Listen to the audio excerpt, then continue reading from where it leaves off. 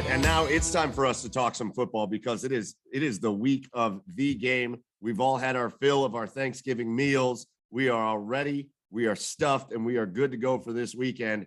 And it's time to talk some Ohio State Buckeyes football as they get set to square up in one of the biggest games in the last, I don't even remember how long, against that team up north who's actually having a decent season. And so who better to talk about this game with than a man that made one of the most iconic plays in the history of this most classic rivalry in college football when he in 2013 intercepted a 2-point conversion that I almost said the name of the school that team up north was going for to win the game. This man intercepted the 2-point conversion to seal the win for Ohio State. It is none other than Tyvis Powell. Tyvis, welcome back to the Garage Beers podcast.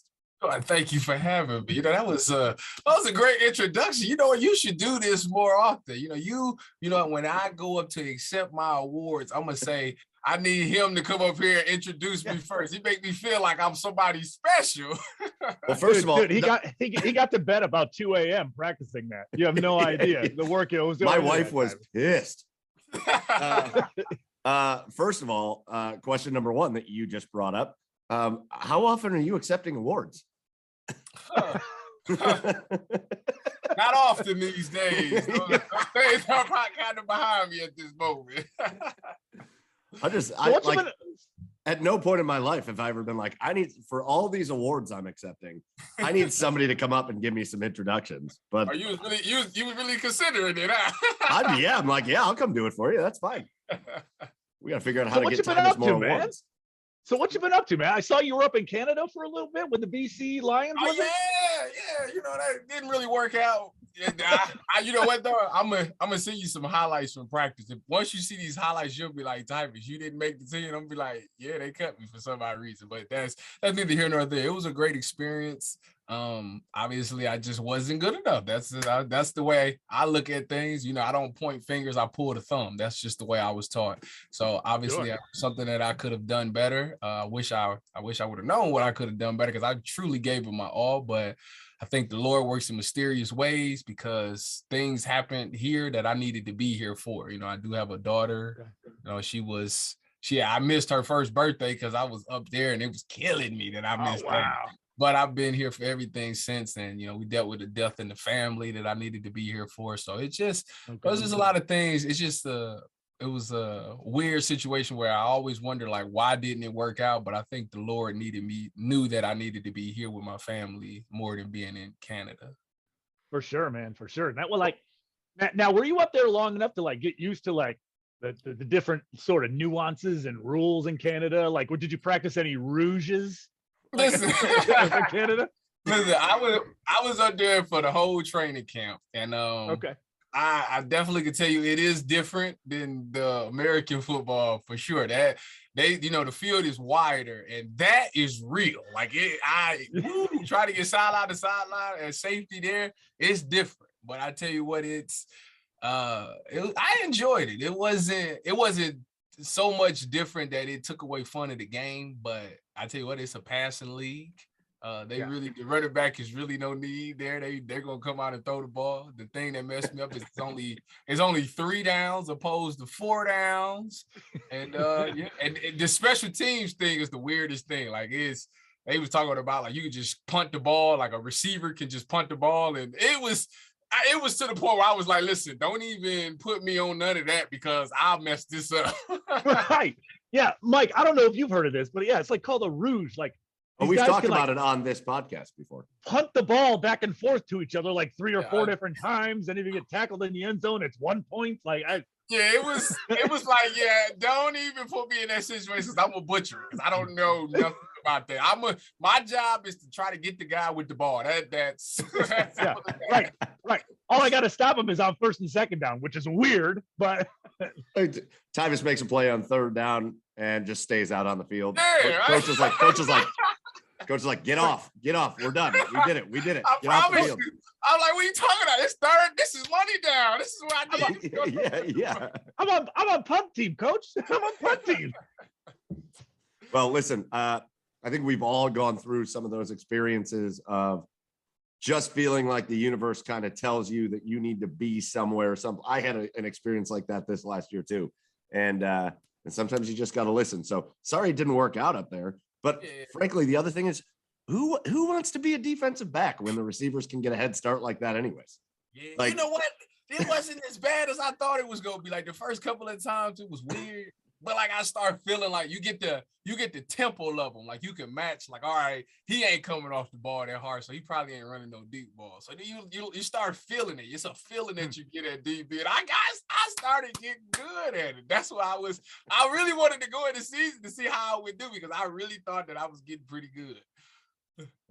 Well, they just don't know what they're doing up there in Canada. They don't know what they're doing. I tell you what, the scout that recruited me to come up there, he literally called me after I got released, and he basically apologized. He said, Tyvis, I don't know what we're doing. I don't know why they're making this decision, because he had, prior to me being released, he had sent me a text message saying, basically, he was like, yeah, I'm going back to go be with my family. You know, it was great seeing you. I'll see you for the first home game, and we'll chat. We'll talk about it, blah, blah, blah. So in my mind, I'm like, oh, I pretty much made it to him. I mean, I was starting safety the whole camp. Like for the camp was 2 weeks. I was the starter for a week and a half. So it's like, all right, yeah, we pretty much solidified. But yeah, right.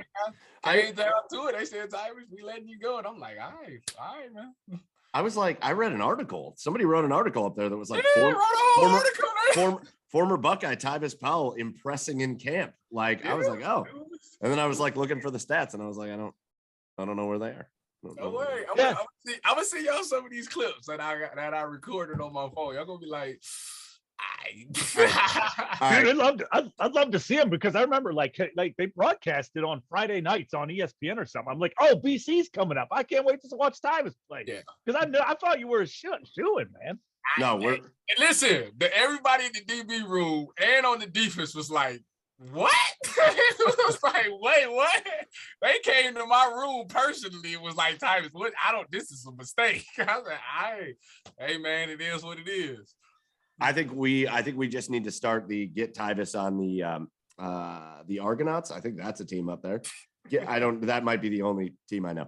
Get Tyvis on the Argonauts so that he can play against BC and just wreck them next year. Football, but I'm just not good enough, man. That's just what it is. I gotta get better. I've been back, and I've been drilling and working out, so I'm still in tip-top shape. I just need an opportunity. That's all. At USFL, I don't know if that USFL is starting up. Have you heard of that? That's what I hear. That's what I hear. I might have to look into it. Okay. We'll just see. become friends with Dwayne Johnson. He's going to XFL again. Listen, speaking of Dwayne Johnson, since I've been back, I've been doing his workouts. I do not recommend it for anybody because it's real. Like I was trying to impress my wife for our anniversary. It was October 30th. And for the whole month of October, I said, I'm about to do the Rocks workout. And I wanted to impress her. It was the worst mistake. I was so sore, but I was committed. Like I had started it, so I had to finish. Wait, so you've been getting up at 3 a.m., consuming like 5,000 calories a day? Oh, dude, that's ridiculous. No, I didn't take it that far. We're talking strictly in the weight room. I woke up at 5:30 to go work out at 6, and I did his workouts at 6 in the morning. That's what I did. I ain't doing the whole diet thing and all that. That's too much. Oh my God, Tyvis. Oh my God. I was just about to start those workouts, but now I guess I won't. Now I guess I won't do that. We can do them together. We can die together. Deal. I have a feeling I would die way earlier than you. I have a feeling I would die significantly earlier in that process. Then it would just be weird. I've been doing this since the beginning of October. Here is November, so I'm good now. Like it don't kill me as bad as it did. It still hurt, but not to the magnitude to when I first did it. Jeez. Right. All right. Still hanging out with Cardale? How's that going? Oh yeah, we do me and him do the weekend kickoff for Letterman Row every Thursday. So I see him every Thursday, and we talk about the game and all that jazz. Yeah, go ahead, Chad. I was gonna say there's a reason why I brought that up. Oh Lord. Because I was looking up some stuff. I was just browsing beforehand, And I found this thing on YouTube where like Cleveland.com basically did like an MTV Cribs thing Oh on yeah, back YouTube. when we was in college. It was in college. Yeah, Yeah, we was yeah. in college. Now I gotta ask you, I didn't get a good look. I didn't get a good look, but was that a waterbed? I saw Oh, in your yes. No. No. Okay. No, this ain't. Listen, we ain't taking back to the 90s now. We ain't Okay. A waterbed. we ain't had no water bed. All right. Huh? Hey man, dude, Huh? hey, I thought it's cool. Hey, you get the lights up like on the mirror in the back. Oh, like, it definitely would have been nice to set that mood. You definitely go to sleep eager. Like If you don't, bed. if you got a waterbed and Michael McDonald isn't singing on some kind of old stereo Michael McDonald, somewhere, Jesus Christ. that's a night right there. Well, good. I'm glad you brought up what you're doing with Letterman's Row with Cardale. Also, Tyvis, you've been in the broadcasting game here a little bit too this year. You've been working at 97.1 The Fan down there, talking some Buckeyes. So, talk about you've been having fun on this side of the mic, doing a little broadcasting, working with 97.1 The Fan down there. You know what? I have been, and it's kind of weird. It was one of those things that after the CFL didn't work out, it's like I need to do something. Like I can't just sit at the house all day. I got to find something. And it's like, well, you articulate pretty well. And 97.1 The Fan was gracious enough to give me an opportunity to come out here and do the pregame. They was like, Tyvis, do you want to do these pregames on Saturdays? And I'm like, yeah, sure. But another opportunity happened was 97.1 said, well, will you call high school football games on Fridays? Yes. And like do like color commentary. And I'm like, I've never done that before. But the thing is, I like to dissect the play and tell people about like when I watch any football game with anybody that's around me, I'd be like, well, yeah, this is such and such did this. This is why this happened like this. And I break it down and explain it. So they like, all my friends is like, you already do that. So you might as well go ahead and try it. And I had a ball at it, John. It was really fun. So I really learned that. Like I mean, I ain't saying I'm really good at it. I'm still trying to learn and get better at it, but I'm really enjoying myself transitioning into this broadcasting thing. I'm not saying I'm done with football completely, because if somebody called me right now, like I told y'all, I'm ready to go. You sure? I'm ready to go. But I am having fun transitioning into this broadcasting. Yeah, Chad and I just wrapped up I think it was my 10th or 11th season of doing high school football up here in Cleveland. Really? Yeah, we just got done. We call high school football up here every Friday night, every fall. Wait a minute, who's gonna win it all? Man, are you talking about Division I? Yes. Man, I watched Upper Arlington play, and I said they is really good. Like I said, Upper Arlington I don't even know if they D1 or D2, but whatever. They're D1. D1. I said that's a pretty good football team. So I believe Upper Arlington has St. Ed's this week. They're playing Ed's. That's a good one. St. Ed's. So I called the St. Ed's game last week, the regional final, St. Ed's and Medina. And Medina's quarterback is the number one quarterback in high school. He's going to Penn State. He's the number one in the nation. Why there though? And they made him look not good. St. Ed's made it. I mean, they dominated that game. Dominated. It's gonna be good because I'm gonna tell you right now, they got Upper Arlington got this running back name. I think his name is Carson Bleesock, something like that. Mm-hmm. He is really legit. Like I don't know if he got any football offers or not, but he needs some. He is legit. Okay. Yeah, and it's different. It'll be similar styles because Medina's kind of like gimmicky. Like they don't line up a running back unless they're very Canadian, short yardage situation. God. It's very Canadian. 5 wide, empty back. They just let that quarterback go to work. So like he threw for like additional team. He threw for almost 5,000 yards this season. That's ridiculous. Yeah. And he threw and like 50 touchdowns. That's the air raid offense right there. Why Penn State though? Because James Franklin flew in on a helicopter to one of his games this year. Yeah. And he said, please. I need to keep my job. he just signed a 10-year extension. He good. I know. Right. Speaking of huge extensions, what about Michigan State? 10 years? Was it 95 million?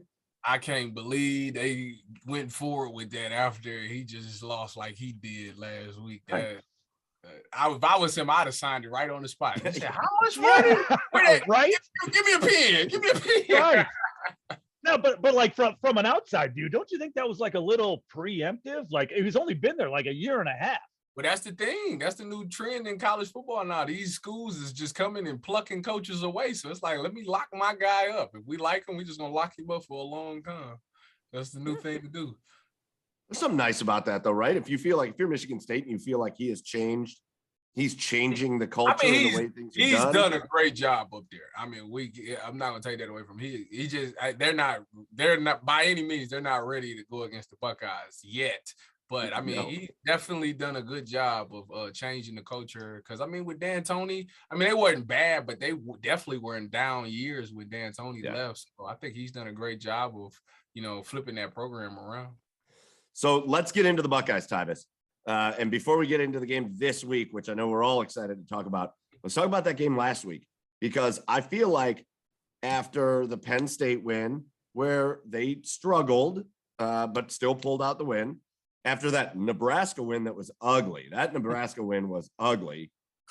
they had a great start to the game against Purdue, but then they, did that thing where they just kind of got through the second half and Purdue made it look closer than it was. Yeah. This last game against Michigan State, that was a statement, right? Like that was all of a sudden, I think a lot of people that were starting to feel a little nervous. We had Jay Richardson on a couple weeks ago, and he was like, I am just not 100% sure that this Buckeyes team is going to make it through the rest of this year without a win. That game had to make a lot of people feel a lot better, right? Oh, absolutely. I mean, coming into the game, I mean, I knew what it was. The Buckeyes been playing really well. I mean, the reason the Nebraska game was close is because I think Garrett Wilson was gone. And I think he makes that big of an impact. I think he does. One guy makes that big of an impact. I think he does. Because I mean, you got to think that's the only game outside of Oregon that the offense kind of struggled a little bit. And Jackson Smith and Jigma had to have a huge game for them to do that. I mean, with Garrett Wilson, it takes the load off of that. Like he don't have to carry. He don't have to go out there and catch all these balls and go for 250 yards in a game or whatever the heck it was, 240 in a game. I mean, the ball can be evenly distributed, and I think he does. And Garrett Wilson does a lot of stuff. I mean, he gets jet sweeps, takes them to the house. He deep ball, takes intermediate routes. So I feel like each guy brings something to the table. You got a deep ball threat with Chris Olave. You got Jackson Smith and Jigma in the slot. That's just crazy. And you got Garrett Wilson who can do it all of those things. So I think, he makes that big of a difference. And I think we seen it last week and we seen it in the Purdue game. I mean, they jumped off and the league just went crazy. It's like they put the ball in CJ's hands and he was like, I'm going to just pick one, whatever, who wanted this round? Like this series, we're going to look for one of y'all. We just going to keep alternating. And it just got ridiculous. What are your thoughts? Let's talk about CJ for a minute, Tyvis. What are your thoughts? I mean, from the guy that started his very first, had his very first start in a college football game this year to now, it seems like from those first 3 weeks to now, just a switch has just like flipped, but it was like a drastic flip of a switch. I mean, he seems to be just firing on all cylinders now. What were your thoughts on his development from how he started the year until now? I mean, it just shows that he's resilient. I mean, you coming into the first game, everybody got to think like this is his first game as a starter at Ohio State. Like the kid is like 20 years old now. The last time he started a game was in high school. I mean, he sat behind Justin Fields and watched Justin, but he wasn't Justin. And I think that's what everybody's expectations was. They like, you got this high-powered offense, you got these receivers, you got this offensive line. You should just be good. It should just be easy for you to just go out there and do it. And until you get out there and take that first snap and you see those 105,000 fans standing there screaming for you, and it's different. Like practice cannot simulate what the game is like. And he's a young kid. Like this kid is very 20 years old. Like I said, he hasn't played I guess he has played in a college game, but he's never been a starter in a college game. And I think it was just, it took some time for him to get used to it. I mean, he was inexperienced. And I think as the seasons moved on. The best thing that probably happened to this team was that they lost to Oregon. As crazy as that may sound, because it let them know that, you can lose. You're not, just because you go to Ohio State, that don't mean that team's just going to lay down for you. You got to come out here, put the work in, and grind. And I think this team really buckled down, started focusing again, and now they playing with a chip on their shoulder because everybody wrote them off. Everybody was like, they lost to Oregon. They look terrible. They're going to lose 2 or 3 games this year. This is going to probably be Ohio State's worst season in years. And I mean, they just was like, you know what? Block out the noise. Let's just keep working. And CJ, like I say, resilient, man, because everybody was bench him, put Kyle McCord in, Quinn Ewers time. I mean, he hears all that. I know these kids can't stay off of social media, so I know he got all the tweets. He's seen all that. It is what it is. He definitely seen it.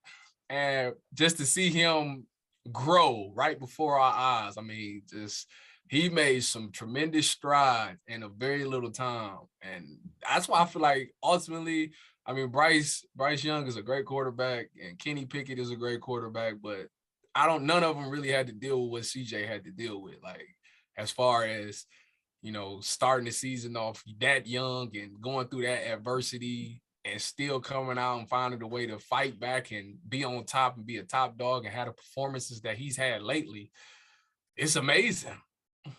But and we talked about, like, it wasn't the normal starting point for a college quarterback, right? At Ohio State, we're used to watching Ohio State Buckeyes teams start the year with a MAC school, Akron, whatever, Ball State, whatever. And then maybe like a Tulsa up front, like, Right. or like, I don't know, it was like Oregon State a couple years ago, but okay, Oregon State's fine, but it's still like, not not right. It ain't nobody that you need to be clicking on all cylinders for. Right. But when you start the year with a road game at Minnesota, who Minnesota came into this season, at least, as a team that everybody thought was going to have aspirations to be in the Big Ten or Big Ten title game, especially before that running back went down, and then Oregon.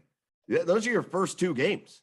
Yeah. He didn't have that. That was always the thing for me. I thought, man, this could be, if you can get through these 2 games, look out. And obviously Oregon bit them, but like, that's a crazy start compared to what we typically have seen in the past with maybe a little easier games to start. Mm-hmm. Yeah, they definitely. I mean, you got to think this Minnesota team was it was about to win the Big Ten West. I mean, until they tripped over their own shoes. But then, I mean, after even losing their star running back, I mean, I thought their season was over when they showed some resiliency and kept fighting too until they tripped over their own feet.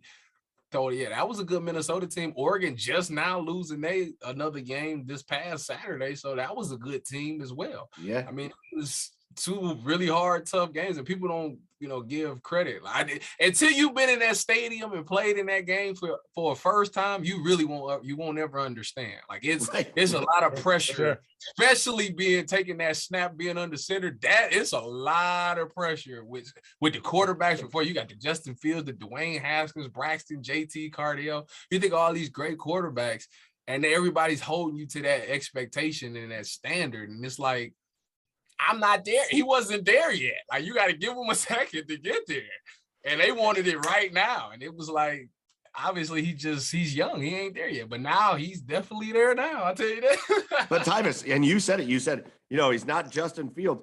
Now we are going into the 10th. What week is this? I don't even know what week this is. Well, it's 12th week. 12th week. I get lost between high school and pro and college. Trust I don't me, know. I I don't even know what The game it is. the game is always the last game. Come on. I know what 10 game it weeks, is. I just didn't know which week it was. You got to think, it's 10 weeks in high school, 12 weeks in college, 17 in the pros. And that even changed. Idiot. All right, Chad, you suck. But you said he's not. He's not coming in. He's not Justin Fields. And then you look at his stats. And through 11 weeks, the guy's thrown for 3,500 yards, 36 touchdowns, and 5 interceptions. I mean, that's right up there with all those good quarterbacks that you've listed before. Especially this last game. I mean, last year, we used to see Justin throw more touchdowns than incompletions. Well, I'll be dog. Oh. DJ Show pulled that off last week, so he's definitely peaking at the right time. So They absolutely smoked Michigan State. The defense finally looked as good as everybody kind of hoped it could look in that game against Michigan State. The defense was rock solid. They let nothing get by against not an outstanding Michigan State offense, but an offense with like the number one running back in the country. Yes. And they never really let him get off. They look good. You smoke Michigan State. And so here you are. Here we are, everybody. Week 12, and it's the game. And the Buckeyes are traveling over to Ann Arbor and separating the Buckeyes from the Big Ten title game are those Wolverines up north there. And man, how do you feel about it? Like, I'm one of those guys that like, I love when Michigan loses. I'm going to say the name because I just can't talk about them and not say it. So if you're a Buckeyes fan and you're like, oh, don't say the name, I'm just stop it.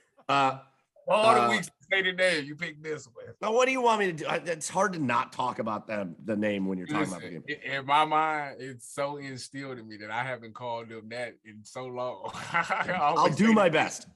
I'll do my best. All right, so the Buckeyes and the team up north. There you go. I love when they lose, especially when they lose to a team they shouldn't, like when they have trouble with Rutgers or whatever. But at the same time, is this better? Is it better when they're actually good and then you get to this point of the year and it's not the 11-0 or 10-1 Ohio State Buckeyes against the 5-5 or 5-6 that team up north? Is this better? Do you like this better?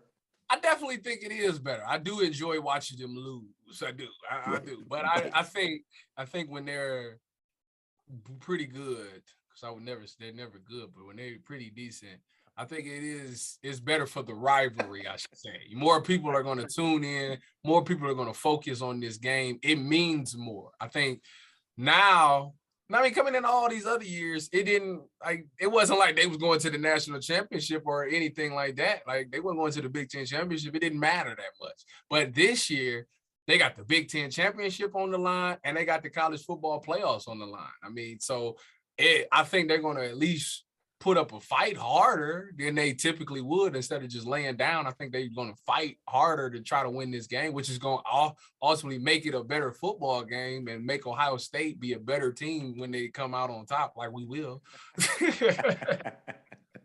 Let's go. So let's go back to the intro for a minute, because I do want to talk about that play.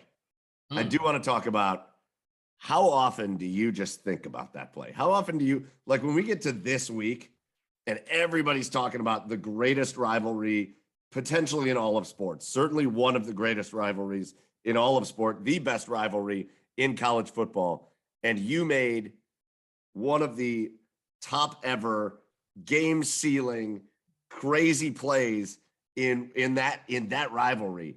Like, does this week just still kind of get your juices flowing for you? Absolutely. I mean, it will always listen. It's to the point where I want to put the pads on and run out there.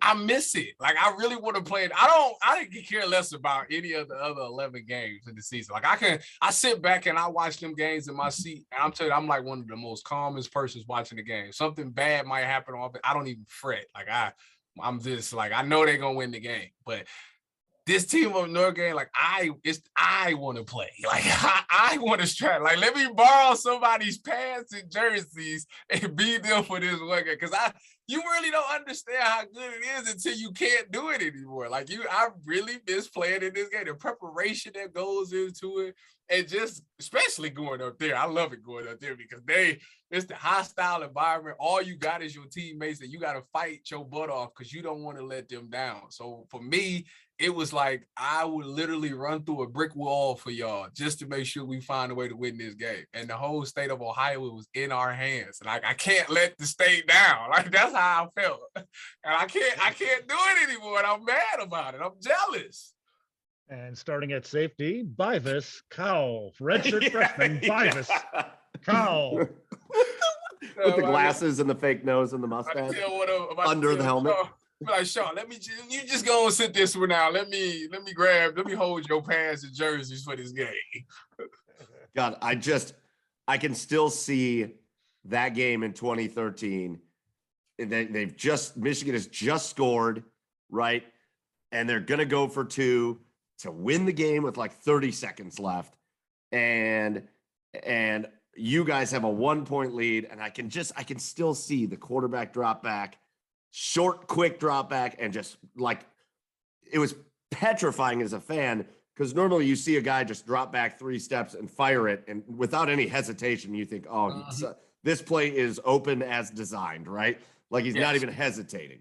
He just drops back, throws the ball, and then all of a sudden, Tyvis is just standing there. Tyvis Powell is in front of the receiver in the end zone and just intercepts that play. Like, where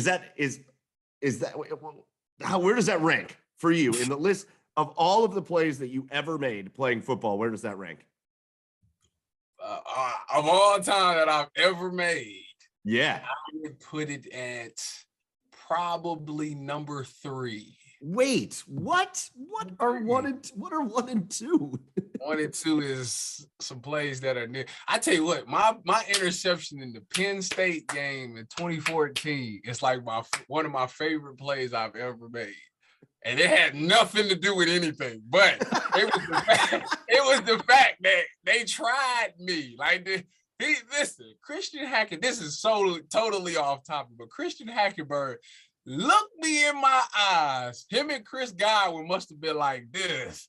He looked me in my eyes and threw the ball anyway. Oh, and I no. said, let me hold this for you, because let me show you something.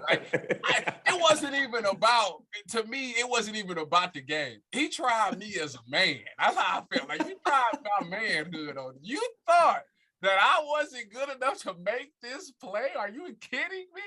So that's probably like my number 1 play. And then after that, I made this sweet one-hand grab in high school and this interception, man. It was I know. Like hey, that's all right. I love man, it. I had just came out, like people didn't even know who I was, but it was Cleveland.com reporter had came down to me. And he was watching this scrimmage that I was at. It wasn't even a real game, it was a scrimmage. How about that? So he was looking at me. He had been following me and following my story and stuff. And he's just like, Tyvis, like, I don't understand how you're not a 4-star, maybe even a 5-star type athlete. He said, how are you only like a 2/3 star? He said, like, I watched you and you are a really good player. I'm like, I don't do camps and I don't do none of that stuff. So like, I don't know how these people judge the people. I don't know. I'm not really known like that. So that's probably why. So he stays and he's watching the scrimmage, and they end up throwing. I can't remember who he was playing. I think it was Holy Name, maybe. I don't remember who it was, but they threw this ball, and I literally, like, I was at corner, and like the guy, one of the receivers had fell down in front of me and like tripped me up.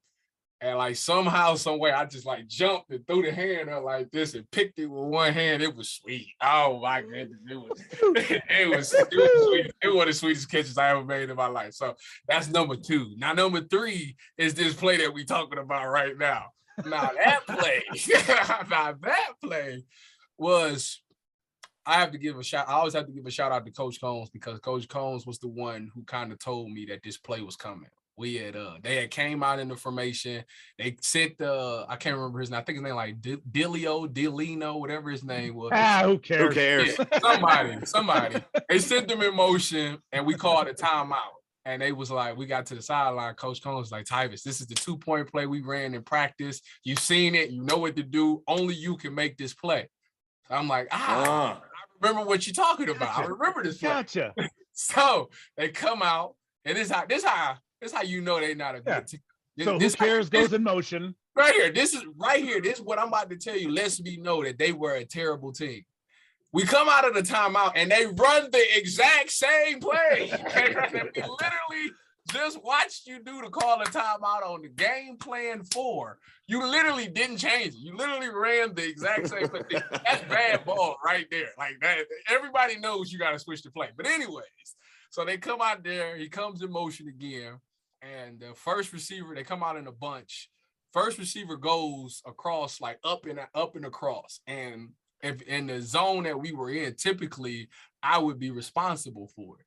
But for this particular play, they said, Tyvis, don't worry about that. You drop that, CJ is going to take that, and you got to make this play. You got to be ready to come jump this route. And sure enough, he ran in, turned around, or 1 yard in the end zone. He turned around. He was going to box Durant out, and he was going to catch the ball and just fall down. And the only person that could make the play would be me. And sure enough, I said, this is exactly what it is. And I broke on it, and I looked back, and I seen that ball coming. I said, this idiot. I said, let me hold this ball for you. And I catch it, and the rest is history. I quote unquote saved the season. Oh, yeah. Yeah, you saved the season. Devin Gardner threw his most accurate pass of the season right to you. It was great. It's got to be, what a feeling that has to be, though, because that happened at the Big House. That happened in Ann Arbor. What a feeling to just hear nothing. Listen, the best part about it, when you go back and watch it, like this is the only reason I go back and watch it is because I've never seen so many people's hands over their mouth. Literally in shock. Yeah, you get instead of oh my gosh, oh my gosh. It was one of those, and I was like, yes. So Ohio did it again. Another 365 days of dominance. That's got to be such a factor now, right? Like that has to be such a factor now. Like since Jim Tressel took over, Ohio State, I think, has lost 2 games to Michigan. I think it's either 2 or 3. I think it's 3. Well, okay. It's one of those. Yeah, it's one of it's 2 or 3. I want to say 3. Since Jim Tressel took over at like the turn of the century, if they have won 2 or maybe 3 games, that's got to be such a motivator in the locker room for Ohio State, doesn't it? Like they got to talk about that. Like you're not going to be the team that these guys get a win against. I think that's what the motivation is now. Like we've been dominating for the past 8 years since the last time they won was 2011. So this will be 10 years. No, I'm not about to let them. No, not on me. I'm not going to end the streak on my team. No, absolutely not. That's exactly what I would be going in there saying. Like, listen, they might be able to do it 10, 20 years from now, but it won't be this year. Not with me on this team. So I definitely will be more focused, more locked in, and definitely ready to go on Saturday. I think that's where their minds is at. Well, it seems like, as serious as the Buckeyes take this game every single year in and year out, it seems like Harbaugh is finally, since he's been there, finally taking this game seriously. So, like, what are your impressions of this TTUN team, Tyvis? And what do they do well? What do the Buckeyes got to look for? What's your impressions of this of that team up north? Well, I think the reason that Jim is taking it seriously is because I think his job is riding on this. I mean, he'll be 0-6 against the Buckeyes. I think he heading down the John Cooper route like that. It's not good. So I think that's the reason why he's finally trying to take this seriously.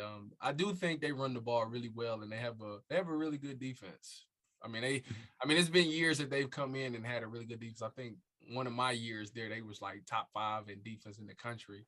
But it's just our offense is just too overwhelming for any defense. Even Georgia, I think Georgia's the only team that could kind of keep up with our offense. I think the only people that can stop our offense is our offense themselves. So with that being said, I don't see them really. The best thing they could do is try to run the ball and try to go with the clock management situation and try to keep our offense off the field, and hopefully try to hang on when they are on the field. But I just don't see it. Sorry, I was counting. 17-2. 17-2, Tyvis. 17-2 since Jim Tressel took over as the head coach of the Ohio State Buckeyes. 17-2. So between Jim Tressel and then the Luke Fickell year and Urban Meyer and now Ryan Day, 17-2. Hey, you know what the sad part is? We still got like 7 more to go because we got to get the all-time league. I think we down. Yeah. Yeah, well, yeah. Yeah. I mean, there's still work to do. I think maybe what you were thinking of is that they've won 3 times this century, because in the year 2000, Michigan won. In the year 2000, Michigan won. But otherwise, it has been Ohio State 17-2 in the last 19, 17-3 in the last 20, if you want to say that. So yeah, I imagine like that would be such a motivator for me. Like I can't be the guy that gives up the play. No, I'm telling you that lets this team win. Do you know how good it feels? Listen, when people when you get to the next level, okay, and you get to become teammates with players that's played at their school. First of all, I will say it's some of the coolest people you'll ever meet in your life. Like sure. They really are cool people. Like I joke around about how bad they suck, but they really are. Tyvis, we're gonna edit this out. We're gonna edit this out. But the thing is, people be like, because everybody knows about the rivalry, so they go like, "Do you feel some type of way about them?" And I'll be like, why would I do that? Like they can't beat me. Like I'm 4-0. Like what is there to talk about? What is there literally to talk about? Ooh, that dude, he's been buying my lunch ever since we got into the league. It's fine. We're good. So again, it's for the first time, and I can't even remember. I don't know what that team up north's records have been in this most recent history. Obviously, it's been a long time since 2006 when it was number 1 Ohio State, number 2 that team up north in one of the greatest football games that ever happened. Yes. But it's been a long time since it's been these two teams with basically a shot. You don't want to overlook, and you know this as well as anybody. You know this as well as anybody because you made that interception in that Michigan game in 2013 to seal the game. But then was that Michigan State Big Ten title game that didn't go as well. And so you don't overlook the next game, but there is nobody on that side of the Big Ten that should pose any issue. So this is these two teams for really what will, unless somebody just craps down their leg, be a shot at the playoff. No, like, for sure. So do you expect Michigan to come out with, now that I think Chad's right, we have watched big puffy cargo pants Harbaugh or khaki pants Harbaugh downplay this game his whole career there. Oh, it's just another game. It's just another game. It's just another game. That's been his problem. For the first time, he's like not saying that anymore. So do you expect them to come out with some fire? What are you doing to beat Ohio State today or whatever that those signs he's got hanging up around there? I love the look on your face right now. You don't seem concerned about this game at all. You don't seem concerned at all about this game. Do you literally? Are you concerned about it a little bit? Because I don't see it. I don't. If we get the same team that we just seen last, what are you gonna do? Tell me what you gonna do. You gotta have. You can't even tell me a NFL secondary that could really compete with these 3 wide receivers. What are you gonna do? What tell me. And because the problem is this. This is what the concerning thing is. You got CJ that's finally playing at a Heisman level. And I think that's the key to it all. If CJ wasn't playing like he's been playing, if you could find a way to get into CJ's head somehow, that's the only way you can stop this. Because you got an offensive line as of the past 2-3 weeks that's really took pride in trying to run the football, and it's becoming successful. They're able to run the ball now. Big thing. You got a freshman named Travion Henderson, who not only is great at running the ball, but can catch the ball out the backfield and make things happen. Then you got 3 receivers who got, I don't know how they're not even on the Biletnikoff list. So they already mad about that. That's another thing that they probably upset about. So they still got a lot to prove to the world. What are you gonna do? you gonna game? So you gonna game plan for the pass and then give up the run? You gonna try to stop the run? Now you got to worry about this pass. You can't, because it's not like you're gonna stop all 3. There's no way. I think the key is go to the other side of the ball for a minute, because I was just about to bring that up. All right. Well, you know what? You bring it up, Chad. You bring it up. Well, no, that's what I was going to say. as we talked about the transition CJ made this year, the defense as well went through a transition as well. Tyvis, young, inexperienced, especially in the back half of it, just needed to grow. They're continuing to grow throughout the season. I don't know. We talked to Mike talked to Jay Richardson a couple of weeks ago. He seemed to think that he wasn't so confident in the defense that they wouldn't, that they wouldn't give up points, that they wouldn't, make enough stops for this offense that wouldn't cause this Buckeye team with another loss. Like, so this defense, they got some work to do, don't you think?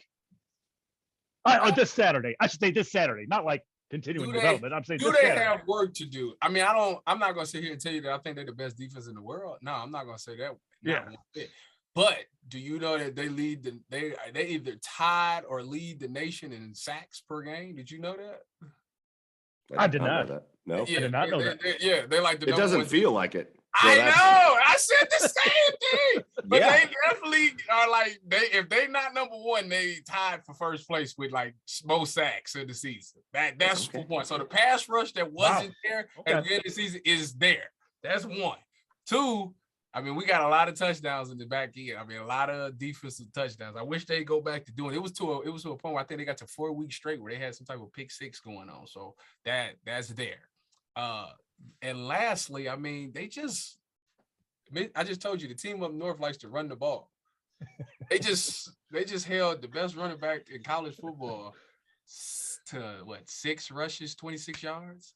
You were upset about that too. I saw it on Twitter. You were upset about that. I saw it on Twitter. It was so bad.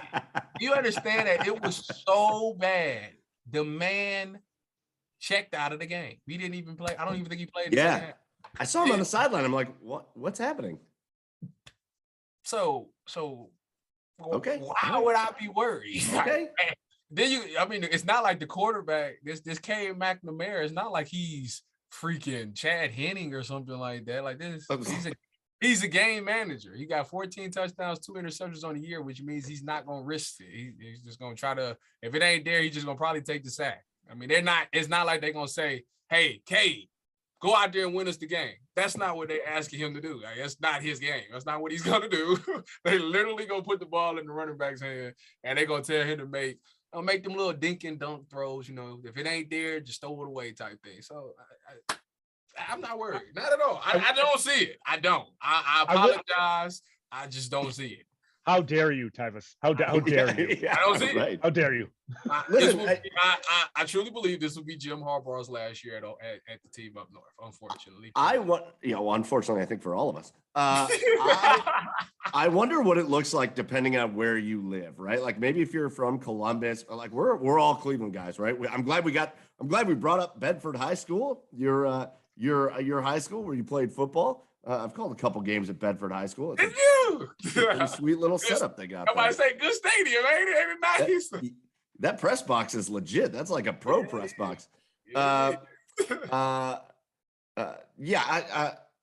glad we were able to get. I'm just wondering if like maybe because we're from Cleveland, we just have that like, how are we going to F this up? And like that because that's what our teams do up here. Like how?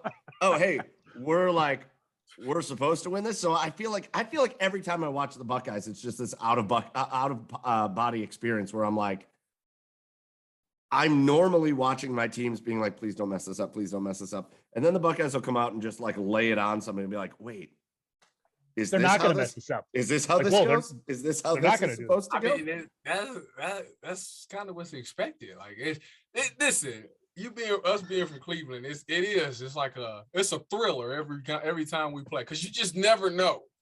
We'd have some good teams that just went out there and just laid eggs. Yeah, we don't have no explanation for what happened. It just happened. But it's like the most consistent team in Ohio is the Buckeyes. You turn that TV on every Saturday, and it's like it's not about if they're going to win; it's about how much they're gonna win by. Right. And we be upset. We upset if they win by 3 points. Well, we should have blew them out. That's what we get mad. Our arguments with the Buckeyes is not if they win or lose. It's about how much they win by. Think about that. Right. So when it comes to this, it's like listen. I understand the program. I've been there. Like I understand how the severity of this game and how serious the players is going to treat this game. And this will be a lot of Buckeyes' last time in this game. On top of that, when you playing, you're not playing for you. You playing for the state of Ohio. You playing for the respect of the game, and you playing for the guys that played before you. And I think and another thing that's really make this game juicy to me is the fact that they didn't play last year. So now they owe it to the guys that didn't get a chance to play last year, because they would have probably went out there and wiped the floor with them for sure. Oh, sure. But they missed out on that. So they need to go out there and do it for the guys that couldn't do it last year. So which is another chip to put on your shoulder. They're not about to let them down. I don't see it. I'm sorry, fellas. Did you hear that? Did you hear that, current Buckeyes? Did you hear that? You are playing this game not just for yourself, but for former Buckeyes, which means you mess this up and Tyvis Powell is coming to kick that ass. Yeah, it'll be. I'm not even gonna go down. I'm not even gonna go down that road because it's not gonna happen. Like I'm not even gonna speak that into existence because it's not gonna happen. It's not. So let's move on. Okay. In summation, Tyvis says Ohio State's gonna whoop that ass Saturday. All right. So let's I wanted to ask you, you brought up something interesting, and I wanted to ask you about that. You said, it's Ohio State, and we're just worried about how much they're going to win by. If they win by 3 points, it's a big worry. It's an uproar. It's why. Is that more of a product of the current playoff system because style points matter so much in college football? If that didn't matter in college football and Ohio State just won by 3, do you think there would be such an uproar? Depending on yes and no. I think the uproar comes when it's based on the team that they're going against. I think that's kind of what it's like. So if they win by 3 points against Alabama, is it an uproar? No. If they win by 3 points against Akron, it is a problem. Yes. So I think it just matters about who the team is. Now, in the month of November, I think that's when the style points matter the most, because that's when the committee is actually doing the rankings. I think it starts in November. So I think that's when it matters how much you win by. But the way that the Buckeye schedule was set up this year, they're going to play ranked teams. I think they started playing ranked teams since, who did we play after Nebraska? Purdue to the rest of the season. It'll be a ranked team. So at this point, it doesn't matter how much they win by. They just need to win. So we obviously know how you feel about this game. Let's step away for a minute and let's see, now that you're on the broadcasting side, I'm sure you're paying attention to everything else going on as well. So let's talk a little bit about other things that have gone on. The football rankings came out. Cincinnati's officially in the top 4 now. How do you feel? How do you feel about that? So we've had, it's pretty consensus, I think, but do the Cincinnati Bearcats belong in the top 4? Yes. I think so. You know why? All right. So I keep telling everybody, last year, Cincinnati was a pretty good team. And in the bowl game, the CFP put them against Georgia. Yes. I think the reason it was probably overlooked by the world, but it wasn't to me. I think the reason that they did that is because they wanted to see if the Cincinnati team could compete with the SEC or the Big Ten or the ACC. This would be our real test. If Georgia go out there and smoke them, who cares? It's not like this is the top 4. Who cares? That's what we should we guessed that's probably what's going to happen. Well, Cincinnati actually had the game won until a little time management situation happened with about 5 minutes left, and they kind of just tricked the game off. So with that being said, I think that they did a great job of competing with Georgia. I mean, I only lost by a touchdown, maybe something like that. Yeah. Against the big bad SEC. So it's they definitely showed that they can hang in there with these top teams. So I think I wish they would have won the game, because if they would have won the game, they probably would be higher than 4. They'd have been in there all this year, and it wouldn't have been nothing to worry about. But I think the fact that they lost is kind of the dig that the CFP puts on them. okay, yeah, if they would have won, yeah, we would put them higher, but they have shown that they can hang with these bigger conferences. So Yeah. How, So, I mean, oh, go ahead. oh no, so I was gonna say, like, how kick ass would it be if it was the Bearcats Bucks in the Natty Bucks in by Indianapolis? Bucks by I mean, I know it no would be that, but disrespect, no disrespect to Coach Fick. Bucks by a million. no. I'm not saying it would be a great game at all. I'm just saying, how cool would it be Oh, for the to state of Ohio? have an all Ohio? Oh, that'd be fantastic. That'd be fantastic if that happened. But Bucks by a million. Yeah, right. And then the other side of that, I wanted to ask you, so it looks like they're going to expand to 12 teams, whether it be next season or in 2025. What are your thoughts on that, Tyvis? It's one of those things that I don't think it really matters if they expand it to that many. It's always going to be the argument that the last two is still going to be upset that they're not in there. So it's like they're never going to get it right. There's no formula to get it right. We'll play like if it was the top 6 teams and the first 2 got buys, and it would be then Oklahoma and freaking, I don't know, Baylor would be on the outside like, what about us? We should be in there. So it's gonna be that no matter what it expands to. So it doesn't matter to me. Yeah, the thing that kills me, and this is what I always say, I am a proponent. Let's expand this thing out. The only thing that kills me is that there's always teams that don't have a shot at the championship, but they're doing what they need to do, right? Like you can only play your out of conference, and then you play your conference. And I hate that there's teams that win their conference that have no shot at anything. I also hate as much as we say it, like you're right. Cincinnati plays Ohio State. 98% chance it's a blowout. Bucks by 98% chance. But you know what? And this is the thing. We talk about like college basketball. We see the upsets every year.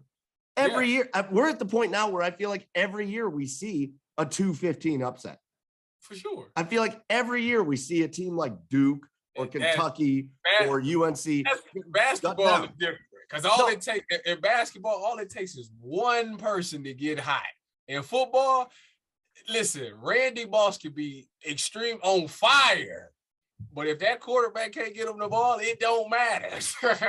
I agree, and I understand that it's a different sport, but we've seen crazy upsets in football. We've seen this team up north that we're about to play get upset by Appalachian State before they were even like halfway decent Appalachian State. We've seen what Boise State did to Oklahoma. We've seen these upsets, and I hate that we never have a chance to see them in games that mean anything. So that's, for me, even if it means if you expand out to 12, and even if that means you're going to watch Alabama kick the living crap out of, I don't know, whoever the 12th seed would be, Michigan State, fine, because I think it opens it up to like those oh my God games where one of those teams as a team, they have the best game of their season and they take down somebody. And like, that's what I'm looking for. I think that's great. They should have, if they play well enough to be there, they should have that chance. I don't disagree with that at all. I respect that, and I think you might be right. But I mean, it's highly unlikely. But I mean, it can happen. I won't say it's not. It's impossible. It could definitely happen for sure. Hell, New Mexico State was beating Alabama 3-0 near the end of the first quarter. You never know. Yeah, you're so stupid. And if for some reason there was an earthquake that canceled that game right there, game over. Been upset. All right, Tyvis, before we let you get out of here, you were tweeting a little bit about it last weekend. The Cleveland Browns had their game against the Detroit Lions. Yeah. And it brought the toilet bowl. It brought nothing but controversy, as a lot of people predicted. A lot of people predicted this was a no-win situation for the Cleveland Browns. And you follow along with the NFL and you follow along the Browns, being a Cleveland guy. A lot of people predicted that Lions game was a no-win situation because if you beat the Lions, even if you beat them handily, you were supposed to. And if you lose, it's the worst loss you could imagine. And the Browns figured out a way to do something like in between, where they played like dog trash, like literal trash. Listen, And they still got the win, but man, you're getting booed at home all of a sudden. yeah. What the hell happened this season? What happened this season? I think it all started with, it's just injuries, man. It's been injuries and COVID. I mean, as far as the Odell thing goes, I mean, that's just, you know what that is. That's if he want to be mad at somebody, I wouldn't be mad at Baker. Now the Minnesota game is the only game I will say Baker was tripping. I don't know what he was doing. He literally couldn't get him the ball in the Minnesota game. I know. Now that was Bake's fault.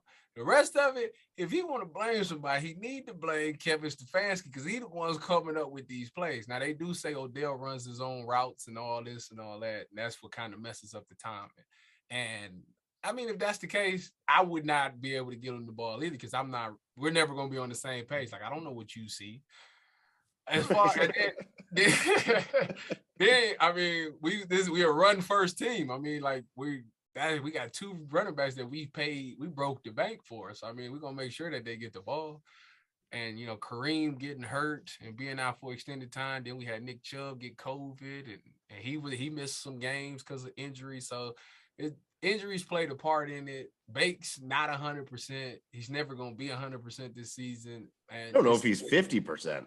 It's to the point where it's like, I think it's like the Browns have to make a decision. Do we keep him in there and let him keep being this tough guy and tough it out? Like we as fans, we understand that Baker, you're a tough guy. We get that. Yes, we know. We understand that. But it's like you're hurting the team. You're hurting the team because you can't make the passes and you can't plan off of it and blah blah blah. Like, and I get it because he want to get his money. Like he want to go out there and show that he can be the leader of his team and he wants to break the bank and get that big deal. But it's like you putting bad tape out there now, and it's like, how are we going to justify paying you this money if you ain't producing for it? It's like, as a fan base, they're gonna be like, everybody gonna be like, why would y'all give him all that money and his stats was this last year?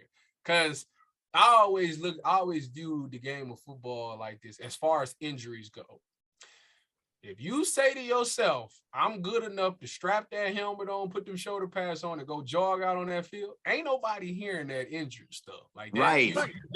You can't use that as no excuse because if you hurt, you shouldn't be playing. Like that, flat out what it is. Right. But if you healthy enough to go jog out there, ain't too many people really hearing that I'm hurt stuff. So I think Bake needs to give himself some rest. I think the Browns should just give him some rest. And I mean, Case Keenum is more than qualified to go out there and get it done for a couple of weeks.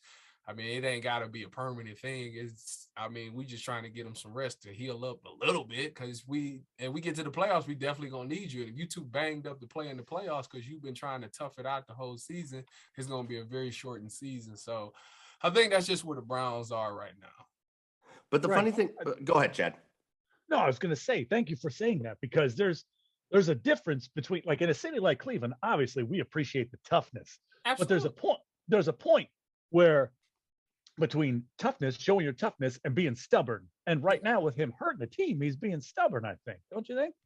Yeah, I mean, like I said, I get it because, I mean, in his mind, maybe he thinks the only person that can lead this team is me. Like, I think we're at best when I'm out there, you know? But the problem is he is missing throws. He even admits that some of his throwing mechanics is off because he can't plan off his foot and whatever it may be. And his shoulder is starting to play about. And if that's the case, if you realize that, you recognize that, then you need to be like, all right, let me not be selfish and let me just go and get some rest for a little bit because they're going to need me. And I don't think that he's mentally gotten that part yet. Like, if we plan on being in the playoffs and making a run at this Super Bowl thing, then a little rest now will help me out for later on, rather than trying to toughen it out and getting sacked and risking my body getting hurt more and putting more damage on it and making it worse. Oh, Tyvis, you've excelled. You have excelled at the highest level of college football. You've played at the highest level of football. You are one of the few people that has played at a level at what you have played at. I mean, here's the thing. It's easy to talk about this. Like, here's my thing. In my opinion, it's so easy for us to sit back and say, oh, if he's that hurt, he should just, how much would it, okay, so put yourself back on the football field for a minute, and you're the leader of your defense, right? Like you were at Ohio State. You were a leader on defense. What's it going to take to bring you off of the field? What's it going to take to make you say, I'm too hurt to play? And I want to hear the real answer, because I think it's very easy to say, like, kind of what Baker said. Baker's been like, listen, once I feel like I'm hurting the team, I'm not going to play. But what does that really mean? Like, what is it? Does your leg have to be off for you to not play? I mean, is that what it is? My rule has always been, if it was an injury that caused me that I couldn't run full speed, I would not play, because I couldn't. You just can't. Now at Ohio State, it was a time, actually, it was in the year we went to the national championship. During that course of that season, I had broke my wrist and I had separated my shoulder. And it was to the point where it was like midweek. It was like a Wednesday or Thursday. And my coach came up to me and he said, Tyvis, like, if you too hurt to go out there and play, like, he said, you can sit out a game. Like, I'll let you rest the game. But if you're going to hurt this team, then don't go out there. And I looked him dead in his eye and I said, I'm good enough to play. I'm cool. Like, as long as I can run, I'm cool. I can make the play. And I ended up playing the whole season, but it didn't affect my play in any way. Like, I was still able to do things. Like, I modified things. Like, I wore a cast. I got a shot in my shoulder and I wore a pad over my shoulder. So it was like things to modify, but it didn't affect me running to the ball or my ability to make plays. With Baker, it's actually affecting his ability to make throws. Like, as a quarterback, you can't throw the ball and you selling passes and shorten the ball. I mean, it's sometimes that he's actually putting the ball on the money. So it's like, that's why he's in that dilemma right there. Like, I can make some throws some of the times, but I can't make them all the time. Like, it's some that are getting away.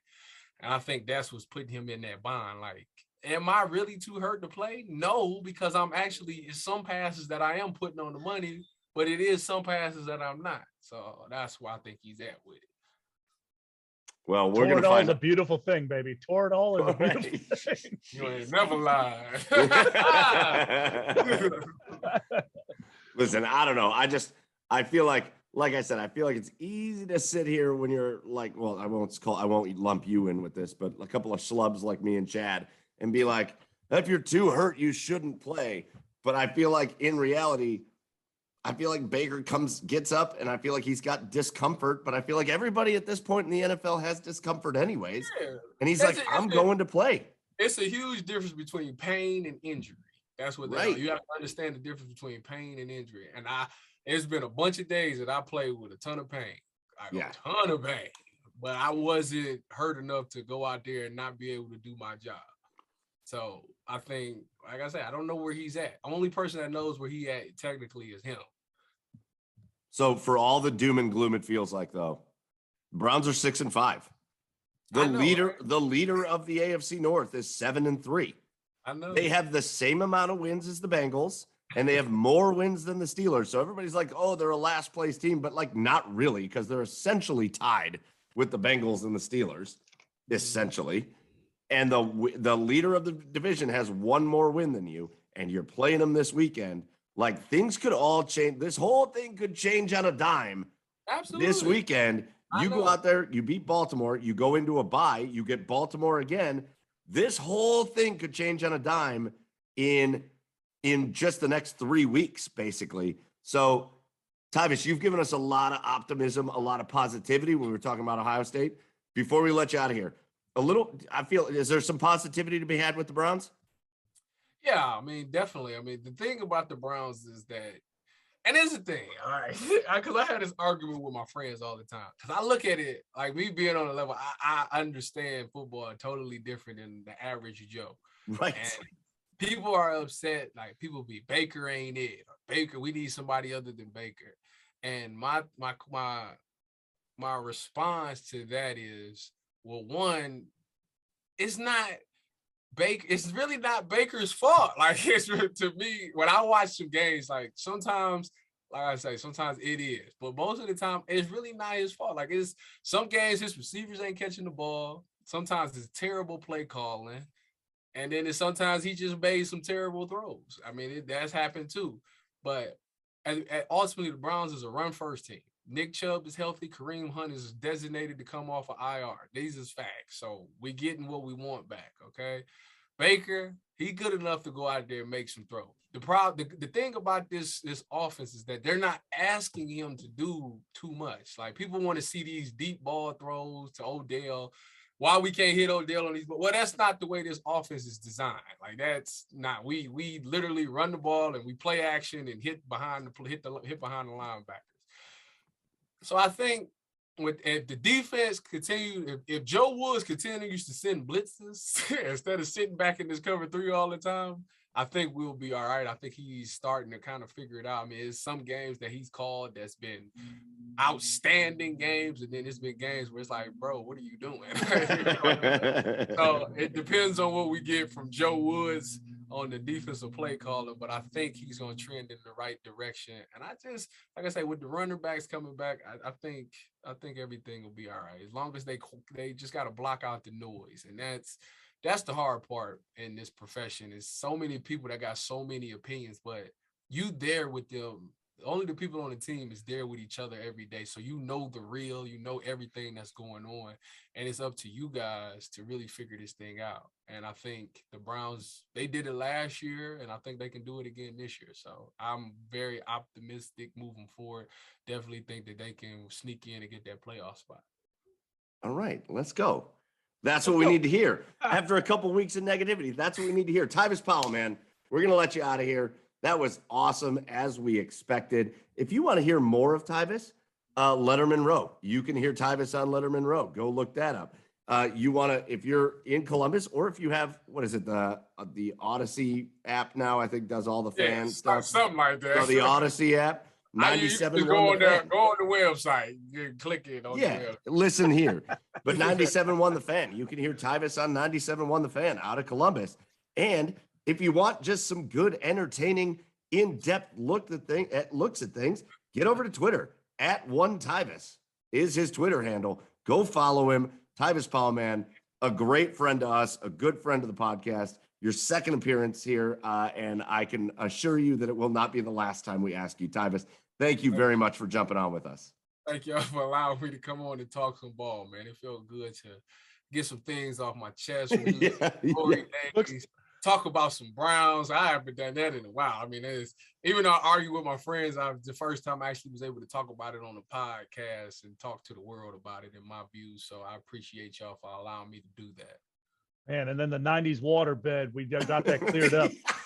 and then, okay. The water bed's coming back in style. Is it, Tyvis? Us three is gonna bring it back. Perfect. Oh, God. Perfect. Oh, Chad's had one forever. Yeah, it's fine. I still have one today. Tyvis, real quick before you go, quick score prediction: Ohio State, Michigan. Sorry, I meant to ask this earlier. 101-17. Hit it with an OH. Hit it with an OH. Because you couldn't go for 3. 101-17, man. They owed down from last year, and I mean, I feel like they averaging 50 nowadays. So 50, they've been averaging 50. They should have got 100 last week, but they called the dogs off. They have no reason to call the dogs off this game. And I think when it rains, it pours. So just CJ just gonna let it go. We got 2 receivers that's 1,000 yards. So let the bullets fly. 101-17. Final score. Go place your wagers in Vegas because there's a guarantee right there. Basically, that's what that's going to be. Tyvis, man, thank you again for jumping on with us. We'll catch you again down the line. Thank you for having me. I appreciate it. Go Bucks.